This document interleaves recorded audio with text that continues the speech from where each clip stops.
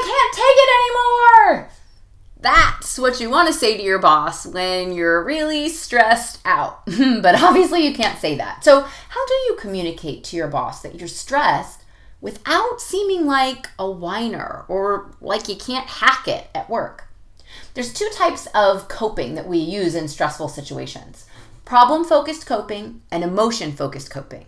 Now, both are good. You should know tactics in both categories, but obviously at work, problem-focused coping is going to be your best bet, because the reality is your boss doesn't necessarily care so much about your feelings and your emotions.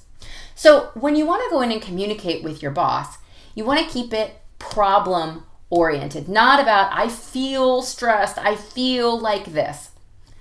First, frame it in terms of something that your boss does care about.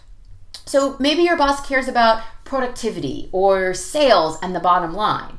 So instead of saying, well, it's so stressful when everybody comes to my desk and asks me all these questions every morning, trying to get help with their computers, instead say something like, hey, look, in order to be at my most productive in the mornings, I really need some time to focus. It eats into my productivity when my colleagues ask me these IT questions about my computer. So we need to come up with a solution to help keep me at my most productive. Frame it in terms of something they care about.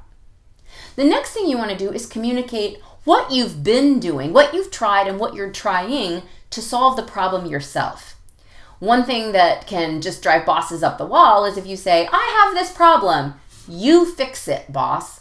Make sure to let the boss know what you've been trying so that they know you're an active participant in this. And finally, circle back a week or 2 weeks later and check in. Let your boss or your manager know how it's going. Say, these are the tactics I've tried since we last talked. Here's how I think it's going. This is what I'm still working on. Because there's nothing that's more frustrating than hearing from one of your team members that, oh, there's a problem and I want your help with it, but then you never hear about it again. And the boss is left to wonder, oh, was that big of a deal? Did they need my help? Did they use my help? Or were they just complaining? So be sure to circle up and let them know what the outcome was or where you are with the problem.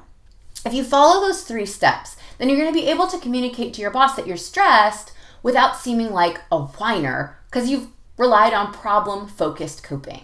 And your boss is going to understand that all you want is for the team and yourself to be at their very best. So they're going to label you an A+, not a whiner.